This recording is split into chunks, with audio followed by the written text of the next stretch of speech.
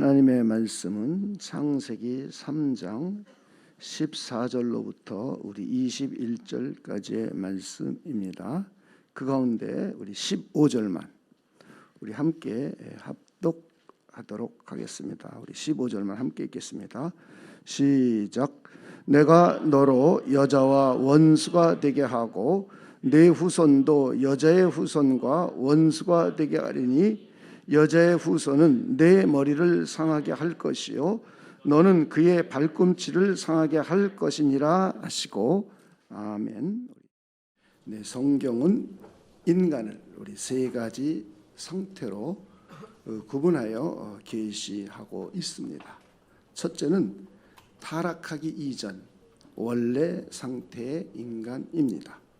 원래 상태의 인간은 하나님께서 창조하신 하나님의 형상을 원래 모습 그대로 잘 지니고 있었습니다.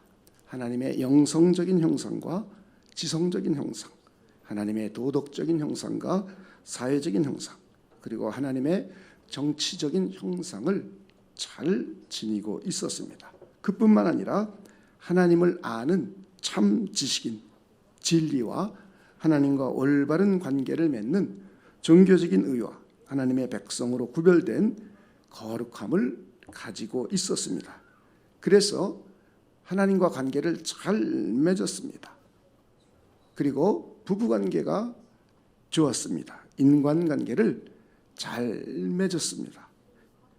하나님의 문화명령을 사명으로 부여받고 그 일을 잘 시행할 수 있었습니다.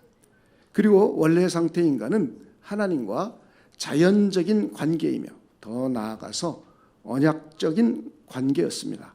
행위 언약을 통하여 하나님의 신적인 생명과 영생 복락을 약속받았습니다.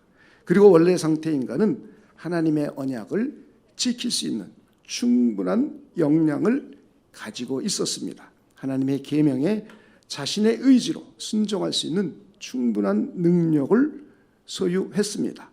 자기 자신의 의지로 순종할 수도 있고 불순종할 수도 있었습니다. 하나님께서 그렇게 창조하셨습니다. 두 번째, 성경은 타락한 인간을 계시하고 있습니다. 타락한 상태의 인간입니다. 마귀의 꼬임에 빠져 하나님의 언약을 파기했습니다. 하나님의 계명에 불순종하여 죄를 짓고 타락하게 되었습니다. 그 결과 하나님의 형상 일부를 잃어버렸습니다. 그리고 일부는 남아있게 되었습니다. 그래서 하나님의 형상이 일그러지게 되었습니다. 이것은 마치 콜라 캔에 담겨있는 콜라가 땅에 떨어져서 일부가 쏟아지고 캔이 일그러진 것과 유사합니다. 그래도 콜라가 담겨있는 캔입니다. 하나님의 형상이 일그러졌어도 역시 하나님의 형상입니다. 타락한 인간도 하나님의 지성적인 형상을 닮았습니다. 그런데 하나님의 지성적인 형상 가운데 하나님을 아는 참 지식인 진리를 잃어버렸습니다. 그리고 하나님의 도덕적인 형상 가운데 하나님과 올바른 관계를 맺는 종교적인 의와 하나님의 백성으로 구별된 거룩함을 잃어버렸습니다. 하나님의 형상이 일부 손상되어 일그러지게 된 것입니다. 하나님의 형상이 일그러지고 타락한 상태에 있는 인간은 하나님과 올바른 관계를 맺을 수가 없게 되었습니다. 가정의 순균형이 파괴되고 역기능 가정이 되었습니다. 가정이 미움과 상처로 얼룩지게 되었고 역기능 사회가 되어 다툼과 전쟁이 무성하게 되었습니다. 인간의 탐심과 인간의 욕망으로 자연을 훼손하고 문화명령을 하나님의 뜻대로 수행하지 않게 되었습니다. 그리고 타락한 상태에 있는 인간은 죄에 대한 형벌로 사망에 이르게 되었습니다. 첫째는 영적인 죽음입니다. 하나님의 신적인 생명에서 이탈하여 영적으로 죽게 되었습니다.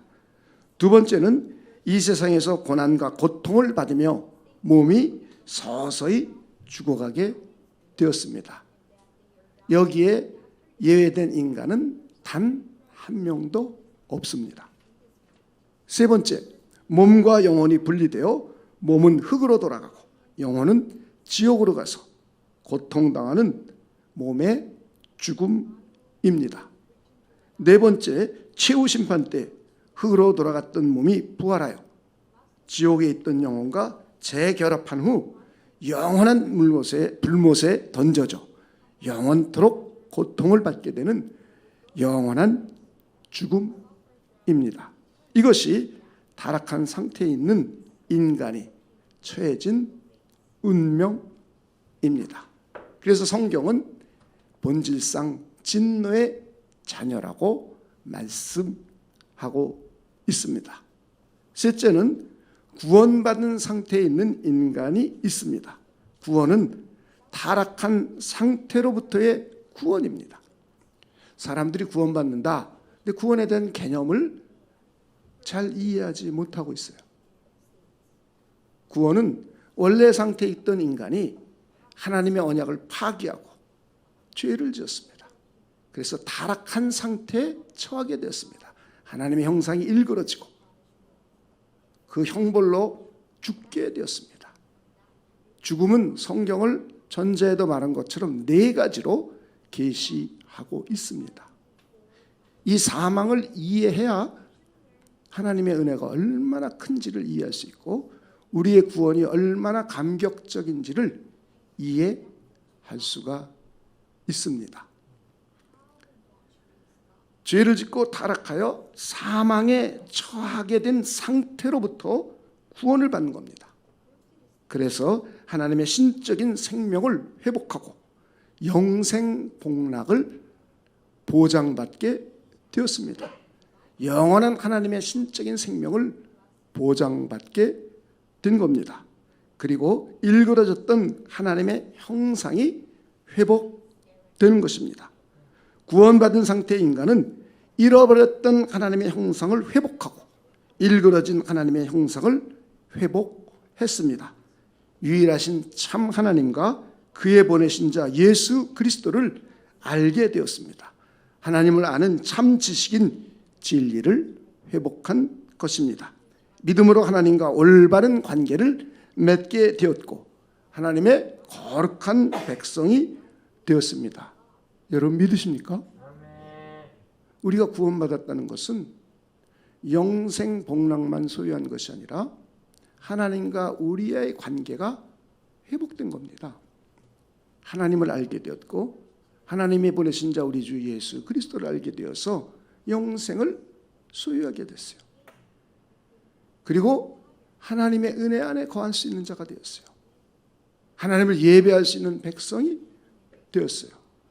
하나님께 기도할 수 있는 자격도 얻었어요. 하나님의 도움을 요청할 수 있는 자격도 얻게 된 겁니다. 진리 안에서 종교적인 의와 하나님의 백성으로 구별된 거룩함을 회복한 겁니다. 죄를 짓고 타락하여 아직 남아있지 않고 잃어버렸던 하나님의 형상인 진리와 의와 거룩함을 회복했습니다. 일그러졌던 하나님의 형상이 회복되었습니다. 그리고 우리는 매일매일 하나님 아들의 형상을 본받아 살아가고 있습니다. 여러분 그러십니까? 구원받은 상태의 인간은 하나님의 신적인 생명을 소유하고 사망에서 생명으로 옮기게 되었습니다. 그 결과 첫째, 영이 산 자가 되었습니다. 하나님을 알고 하나님과의 관계가 회복되었고 하나님의 은혜 안에 거하게 되었습니다. 영원한 하나님의 나라를 바라보며 소망을 갖게 되었습니다.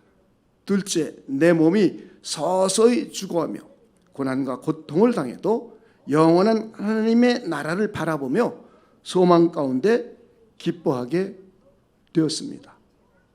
여러분 실제로 삶 가운데 고난이 있어도 영원한 나라를 바라보며 소망 가운데 기뻐하고 있습니까?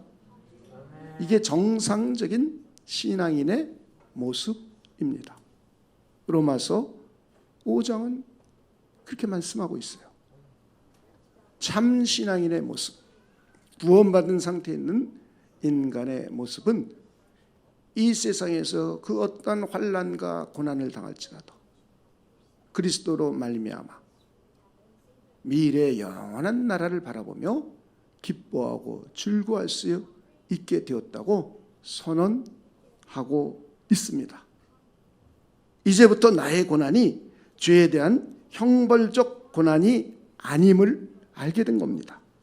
나를 사랑하시는 사랑의 징계임을 알게 된 것입니다. 고난은 내가 사생자가 아니고 하나님의 참 아들임을 알게 된 겁니다. 오히려 고난이 나에게 유익임을 깨닫게 되었습니다. 저는 여러분들이 이것을 여러분의 것으로 체득하고 실제로 삶 가운데 그런 고백이 있는 귀한 분들이 되시길 주님의 이름으로 축복을 드립니다. 셋째, 몸의 죽음은 천국을 가기 위한 절차적인 죽음임을 알게 되었습니다. 그래서 우리는 죽음을 두려워하지 않게 되었습니다. 우린 죽어야만 하나님의 나라에 갈 수가 있습니다. 구원받은 저와 여러분은 죽음이 죄에 대한 형벌적 죽음이 아니라 영벌에 들어가는 죽음이 아니라 영생에 들어가기 위한 절차적인 죽음입니다.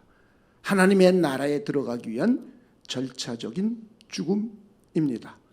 그래서 참 그리스도인이라면, 참 신자라면 고난을 바라보는, 고난을 해석하는 것과 죽음을 바라보며 죽음을 해석하는 것이 올바라야 됩니다.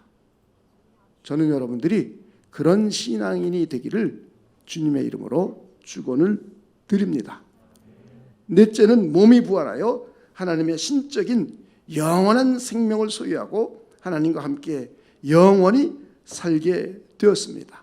하나님의 은혜의 영광에 동참하게 된 겁니다. 하나님의 나라를 상속받게 되었습니다. 구원받은 우리는 하나님의 언약 백성입니다. 아직 우리의 구원이 완성되지 않았습니다. 그래서 우리의 구원을 말할 때 이미 구원을 받았으나 아직 완성되지 않았다고 표현합니다. 또는 하나님의 은혜 언약 안에 있는 하나님의 언약 백성이라고 합니다. 여러분들은 이 용어들을 잘 들어보지 않았지만 이것은 이미 기독교 정통 역사 속에서 수백 년 전부터 교회에서 가르쳤던 내용입니다. 단지 오늘날 잘 안 가르칠 뿐입니다. 그래서 기독교의 본질을 잊어버리게 되고 구원의 본질이 무엇인지를 잘 이해하지 못하게 됩니다. 구원받은 저와 여러분은 이미 구원을 받았습니다. 여러분 믿으십니까? 그러나 아직 우리의 구원은 완성되지 않았습니다. 완성을 향하여 가고 있는 겁니다. 우리 안에 계신 성령께서 완성을 시켜 가십니다. 여러분 믿으십니까? 그래서 성령이 우리 안에 들어와 계신 거예요. 그러니까 하나님의 성령의 역할이 얼마나 중요한지를 우리 믿음이 흔들리지 않게 하며 우리의 구원이 흔들리지 않도록 이끌어 가시고 우리로 하여금 하나님이 기뻐하시고 선하시고 온전한 뜻을 따라갈 수 있도록 성령께서 내 안에서 인도해 가시는 겁니다. 저는 여러분들이 이 진리를 잘 이해하시는 분들이 되시길 주님의 이름으로 축원을 드립니다. 다시 한번 구원은 이미 우리가 받았으나 아직 완성되지 않았습니다. 그래서 영어로는 already, not yet 이라고 표현을 합니다. 그리고 우리는 하나님의 은혜 언약 안에 있는 언약 백성입니다. 다시 한번 정리하면 원래 상태 인간은 행위 언약 안에 있었습니다. 원래 상태 인간은 충분히 행위 언약을 지킬 수 있는 능력이 있었습니다. 그리고 원상태 하나님의 형상을 가지고 있었습니다. 하나님의 신적인 생명을 소유하고 영생 복락을 누릴 수 있었습니다. 타락한 상태의 인간은 여전히 행위 언약 가운데 있으므로 사망에 처하게 된 겁니다. 언약을 지키지 않고 파기한 대가를 톡톡히 치르고 있습니다. 하나님의 형상이 일그러지고 죄와 형벌 가운데 살고 있습니다. 구원받은 상태의 인간은 은혜 언약 안에 있는 것입니다. 타락한 상태로부터 구원을 받았습니다. 그리고 하나님의 형상이 회복되었으며 예수 그리스도의 형상을 닮아가고 있습니다. 죄와 사망의 문제를 해결받았습니다. 여러분, 죄와 사망의 문제를 해결받으셨습니까? 하나님의 형상이 회복되셨습니까? 그리스도의 형상을 닮아가고 있습니까? 오늘 우리가 읽었던 창세기 3장 15절은 타락한 인간과 피조물을 심판하시는 가운데 숨겨진 비밀이 담겨 있습니다. 숨겨진 하나님의 복음이 담겨져 있습니다. 하나님은 의로우시기에 죄를 미워하시고 죄를 반드시 형벌하십니다. 성경은 이것을 일관되게 계시해 주고 있습니다. 그리고 하나님은 선하시고 은혜로우시며 사랑이십니다. 그래서 하나님께서 죄를 형벌하시는 가운데 인류 구원에 관한 최초의 복음을 선포하셨습니다. 우리 창세기 3장 15절을 다시 한번 우리 읽어 보겠습니다. 내가, 이거 하나님이죠. 너로, 이것은 뱀입니다. 뱀. 내가 너로 여자와 원수가 되게 하고 내 후손도 여자의 후손과 원수가 되게 하리니 여자의 후손은 내 머리를 상하게 할 것이요. 너는부터 함께 읽어보겠습니다. 시작. 너는 그의 발꿈치를 상하게 할 것이니라 하시고. 우리 이 내용을 보면 첫째, 하나님께서 뱀과 여자 사이를 원수 관계로 만드실 것입니다. 그렇죠? 뱀과 여자 사이를 원수 관계로. 그래서 내가 너로 여자와 원수가 되게 하고, 하나님이 만드신 거예요. 여자가 만든 것도 아니고 뱀, 사탄이 만든 것도 아니고 하나님이 만드신 겁니다. 주어가 내가 돼 있어요. 둘째, 하나님께서 뱀의 후손과 여자의 후손을 원수 관계로 창설하셨습니다. 하나님이 직접 뱀의 후손, 여자의 후손을 원수 관계로 만드신 겁니다.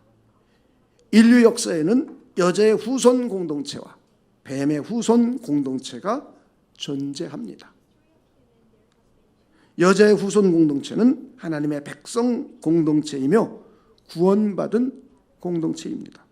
하나님의 은혜 언약 안에 있는 언약 백성입니다. 뱀의 후손 공동체는 구원받지 못한 공동체입니다. 타락한 상태 그대로 있는 공동체이며 행위 언약 안에 있는 공동체입니다.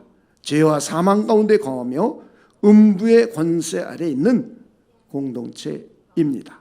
하나님이 없다고 하며 하나님을 대적하는 세상 세속 공동체입니다. 하나님의 원수이며 마귀에게 속한 공동체입니다. 그리고 두 공동체는 영적으로 원수 관계입니다.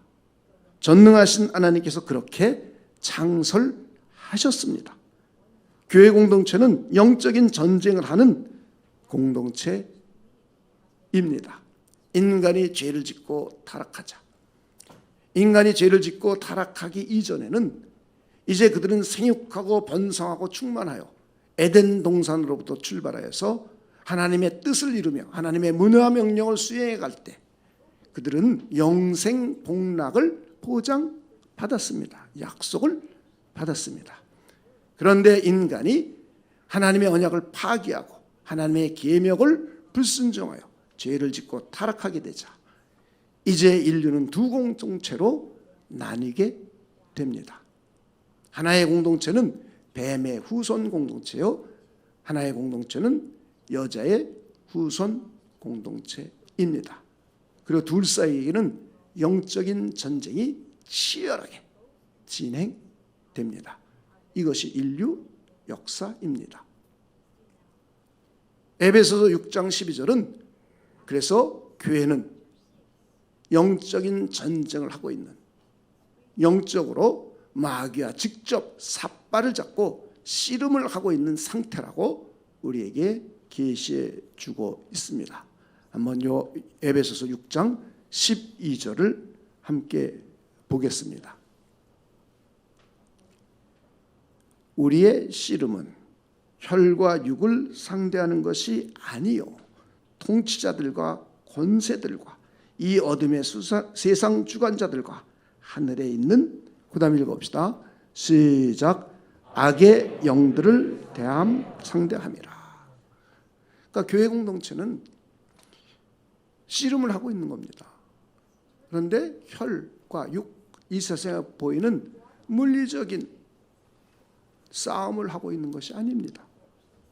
통치자들, 영적인 세계의 통치자들, 권세들, 어둠을 세상을 주관하는 타락한 천사들, 하늘에 있는 악의 영들과 교회 공동체는 영적인 전쟁, 영적인 씨름을 하고 있는 공동체입니다.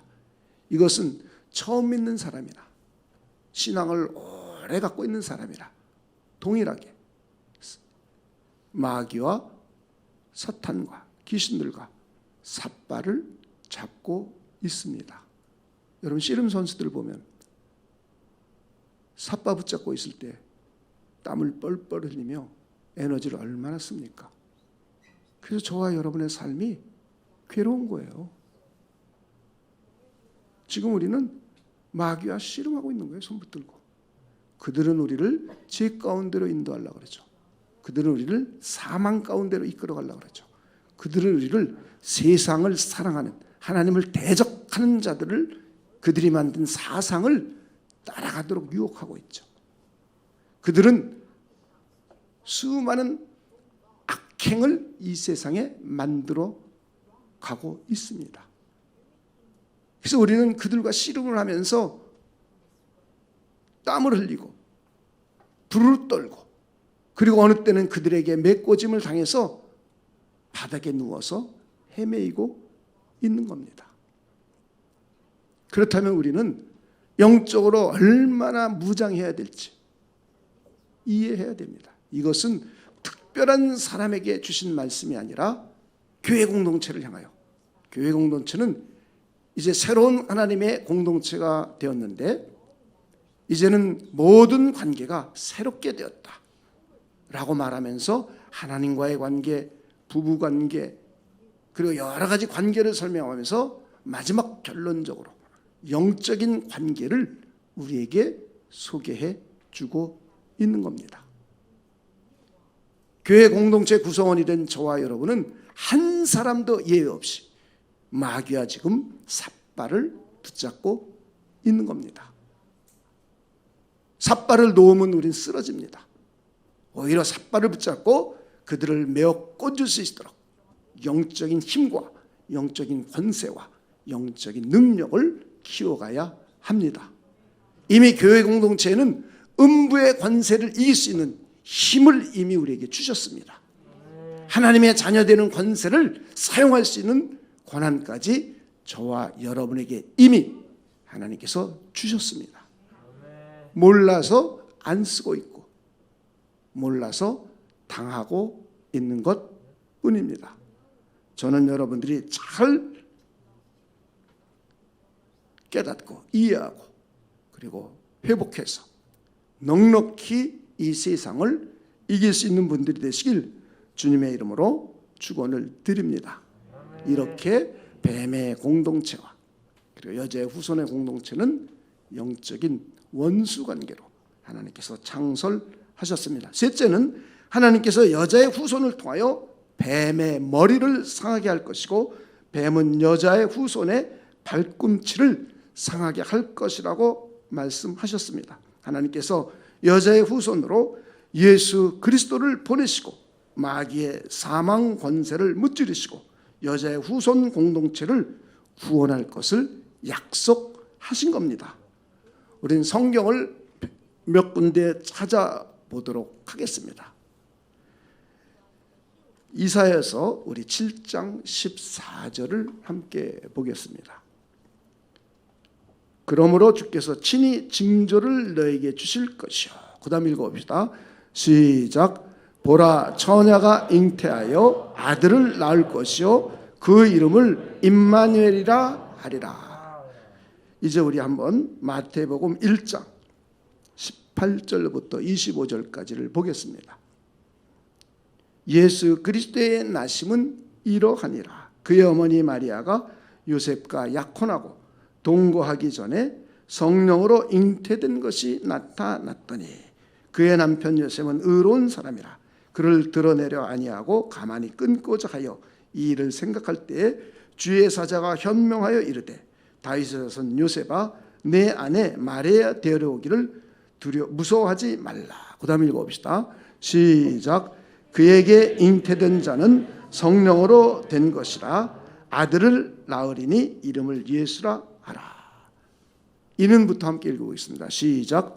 이는 그가 자기 백성을 그들의 모든 죄에서 구원할 자이심이라 하니라. 이 모든 일이 된 것은 주께서 선지자로 하신 말씀을 이루려 하심이니 이르시되 보라, 처녀가 잉태하여 아들을 낳을 것이요 그의 이름을 임마누엘이라 하리라 하셨으니 이를 번역한즉 하나님이 우리와 함께 계시다 하며, 하나님께서 구약 시대 이사야 선지자를 통하여 처녀에게 잉태될 메시아가 처녀에게 잉태될 표징을 보여주겠다고 했습니다. 그리고 실제로 수백 년이 지난 후에 예수님께서 성자께서 성령을 통하여 마리아에게 잉태되셨습니다. 그리고 마리아를 통하여 탄생하셨습니다. 이때 그의 법적인 남편 요셉은 함께 동침한 적이 없습니다. 그 당시의 율법에 의하면 여자가 결혼하지 않고 임신을 하거나 아이를 낳게 되면 그 당시에 돌로 때려 죽였습니다. 그런데 동침하지 않고 함께 살고 있지 않은데 자기의 아내 마리아가 임신해서 배가 불렀습니다. 이것 때문에 큰 고민입니다. 자기와 관계를 맺지도 않았는데 아이를 잉태했으면 마리아는 율법에 의해서 돌에 맞아 죽어야 합니다.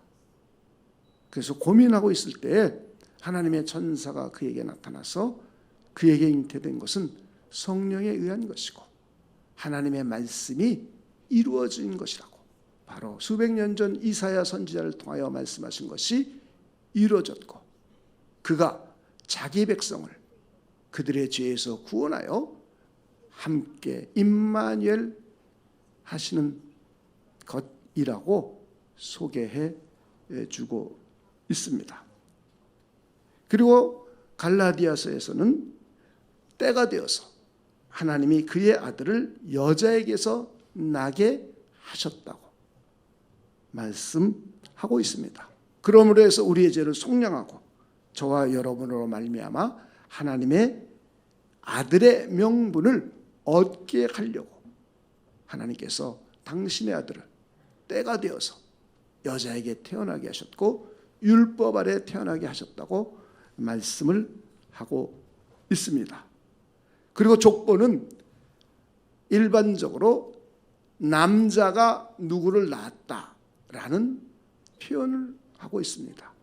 그런데 예수님의 탄생은 마리아에게서 예수가 태어났다고 이렇게 기록하고 있습니다. 그러므로 해서 이미 창세기 3장 15절에 여자의 후손을 통하여 메시아가 오실 것을 약속하심으로 해서 인류 구원에 관한 계획을 선언하신 겁니다.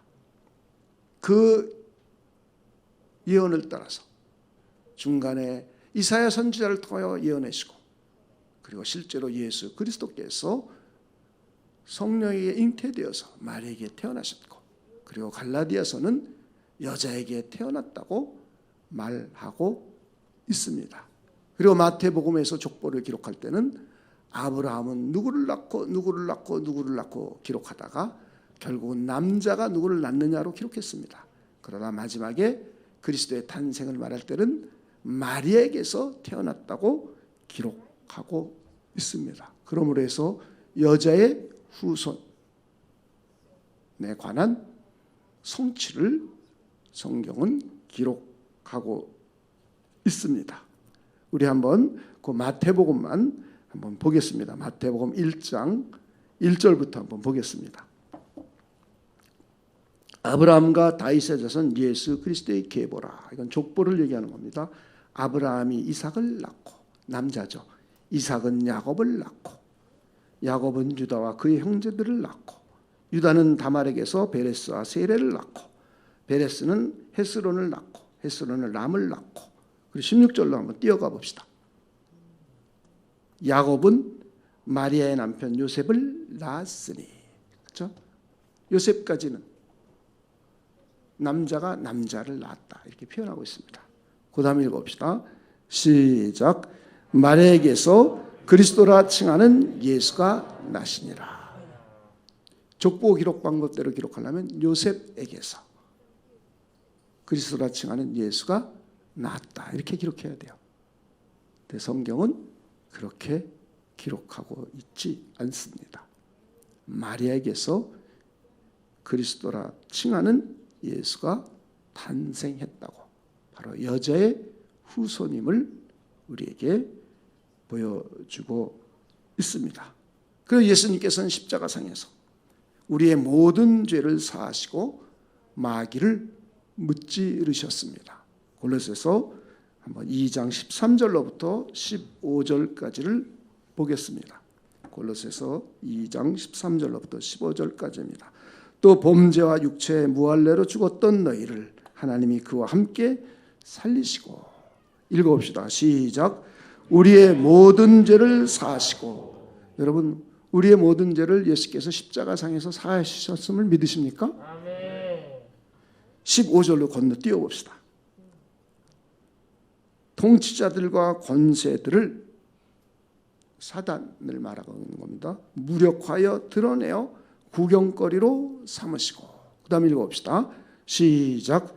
십자가에로 그들을 이기셨느니라. 그러니까 예수님의 십자가의 사건은 저와 여러분의 모든 죄를 사해 주시고 그리스도와 함께 살게 해주신 거예요.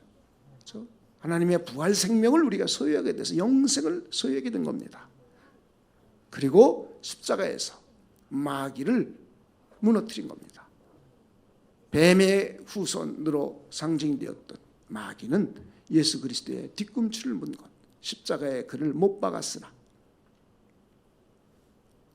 주님께서 부활하셔서 마귀의 사망 권세를 완전히 깨트리신 겁니다. 그래서 예수님의 십자가의 죽으심은 저와 여러분의 죄의 문제를 해결해 주셨고, 저와 여러분의 사망 문제를 해결해 주셨고, 마귀로부터 공격당하여 그들을 승리할 수 있는 그런 것들을 마련해 주신 위대한 사건입니다. 창세기 3장 15절은 여자의 후손을 메시아로 보내요. 타락한 인간 상태에 있는 인류를 구원하겠다는 하나님의 언약입니다. 하나님이 자신의 유일한 아들을 여자를 통하여 인류의 구성원으로 보내시고 그에게 우리의 죄를 담당시켜 우리를 죄와 사망에서 구원하여 영원한 하나님의 신적인 생명을 주고 영원토록 우리와 함께 하시겠다는 하나님의 언약입니다. 그리고 본문의 주어는 하나님이십니다. 우리는 이 문제를 잘 이해해야 합니다. 다시 한번 말씀드리면 여자의 후손으로 메시아를 보낼 것인데 타락한 상태에 있는 인류를 그 메시아를 통하여 구원하시겠다는 하나님의 언약입니다. 하나님께서 자신의 유일한 아들을 여자를 통하여 이 땅에 우리와 똑같은 인류의 구성원으로 보내시겠다는 겁니다. 아담을 대신하여서 둘째 아담이요 마지막 아담으로 아담과 동일한 종입니다. 우리와 동일한 종으로 그리스도를 보내셔서 그에게 십자가에 죽게 함으로 해서 아담의 불순종과 우리의 불순종에 대한 모든 죄에 대한 형벌적 책임을 십자가상에서 대리적 속죄 대신 형벌받게 하심으로 우리의 죄는 그에게로 전가되었고 그리스도의 의가 우리에게 전가되어서 저와 여러분을 하여금 죄의 형벌로부터 자유케 해주신 위대한 사건입니다. 그리고 저와 여러분을 사망으로부터 자유케 해주신 위대한 사건입니다. 이 모든 것은 인간이 한 일이 아니라 하나님이 하신 일입니다. 오늘 우리가 읽었던 본문도 주어가 하나님이십니다. 다시 한번 창세기 3장 15절을 보겠습니다. 주어가 내가입니다. 내가. 뱀이 아니고 아담이 아니고 인간이 아닙니다. 우리는 많은 오해를 해요. 하나님이 내가 너로 여자와 원수가 되게 하고 네 후손도 여자의 후손과 원수가 되게 하리니 여자의 후손은 내 머리를 상하게 할 것이요 너는 그의 발꿈치를 상하게 할 것이니라. 우리 구원의 주도권은 나에게 있는 것이 아닙니다. 인간에게 있는 것이 아니고 하나님께 있는 겁니다. 저는 여러분들이 이것을 잘 이해해야 합니다. 우리의 선한 의지나 우리의 선한 행위로 구원받는 것이 아닙니다. 하나님의 은혜로 구원받는 것입니다.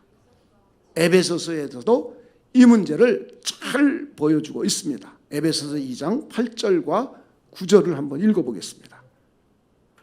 너희는 그 은혜에 의하여 믿음으로 말미암아 그 다음 읽어봅시다. 시작. 구원을 받았으니 이것은 너희에게 난 것이 아니요 하나님의 선물이라. 행위에서 난 것이 아니니 이는 누구든지 자랑하지 못하게 함이라. 저와 여러분이 구원받는 것은 하나님에 의해서 하나님의 은혜에 의해서 구원을 받게 된 겁니다. 여러분 믿으십니까? 그래서 우리 하나님께 은혜 받은 사람들이에요. 구원받았다는 것은 하나님께 은혜 받은 사람이라는 의미이고 또 하나는 하나님께서 알아줬다는 얘기예요. 우리 모두를 자신의 백성 삼아줬다는 얘기예요. 옆에 분에게 구원받으셨습니까? 물어보세요. 네 하셨으면 옆에 분에게 하나님이 당신을 알아주셨습니다. 여러분 하나님이 알아줬는데 뭐 걱정 너무 많이 하지 마세요. 하나님이 알아줬으니까 이제 그 하나님을 의존하며 살아가세요. 그 하나님을 의존해서 나의 잘못도 고치고 나의 나쁜 습관도 고치고 그리고 그 하나님이 내 인생길을 인도해 가도록 인도해 가실 수 있도록 기도하세요. 복잡하게 하지 마시고 하나님이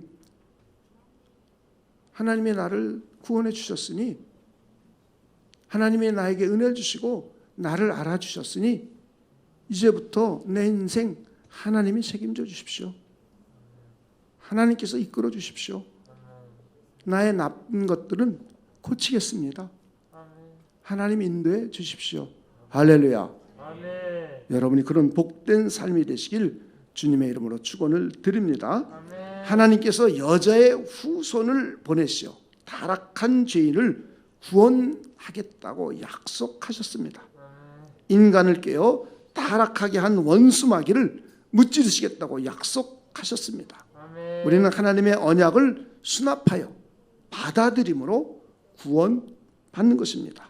우리의 행위가 아니라 하나님의 은혜로 구원받는 것입니다. 하나님의 은혜를 믿음으로 받아들여 구원을 받게 된 겁니다. 그래서 창세기 3장 15절의 본문을 하나님께서 최초로 증거하신 복음이기에 최초의 복음, 원초의 복음, 원복음이라고 합니다. 하나님께서 아담과 맺으신 언약이기에 아담 언약이라고도 합니다. 하나님께서 타락한 인간과 최초로 맺은 은혜 언약이기에 최초의 은혜 언약이라고 합니다. 성경은 언약의 책입니다. 타락하기 이전 원래 상태 인간과 맺은 언약을 우리는 행위 언약이라고 합니다.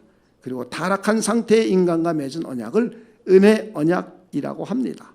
창세기 3장 15절부터 요한계시록 22장 21절까지는 타락한 인간을 구원하시는 하나님의 은혜 언약이 기록되었습니다. 그래서 우리는 구약을 옛 언약, 신약을 새 언약이라고 합니다. 구약을 대표하는 은혜 언약은 오늘 우리가 읽었던 아담 언약, 그리고 노아의 무지개 언약, 그리고 아브라함 언약, 모세의 율법 언약, 다윗 언약, 그리고 예언자를 통한 새 언약의 약속, 이렇게 6개입니다. 그리고 신약은 구약의 언약이 성취되고 완성된 새 언약입니다. 예수 그리스도께서 오셔서 피로 맺은 새 언약입니다. 옛 언약에 속한 백성을 옛 언약 백성이라고 하며 새 언약에 속한 백성을 새 언약 백성이라고 합니다. 구약의 옛 언약 백성과 신약의 새 언약 백성 모두 하나님의 은혜 언약 안에 있는 하나님의 언약 백성입니다. 여러분들도 하나님의 언약 백성 맞으십니까? 내가 하나님의 언약 백성이 아니라면 우린 구원과 무관한 사람이 되는 거예요. 여러분에게 질문함으로 말씀을 정리하겠습니다. 여러분은 타락한 상태에서 구원받은 사람입니까? 아멘. 여러분은 영이 산 자가 되었습니까? 아멘. 여러분은 고난 가운데 기뻐할 수 있습니까? 아멘. 우리 냉철하게 질문해 보시면 좋겠어요. 나에게 고난이 생기지 않게 해 주십시오 라고 기도하는 것이 아니라 이 세상은 고난은 누구에게나 다가옵니다. 믿는 사람이건 믿지 않는 사람이건. 우크라이나 전쟁 가운데 예수 믿는다고 전쟁이 안 옵니까?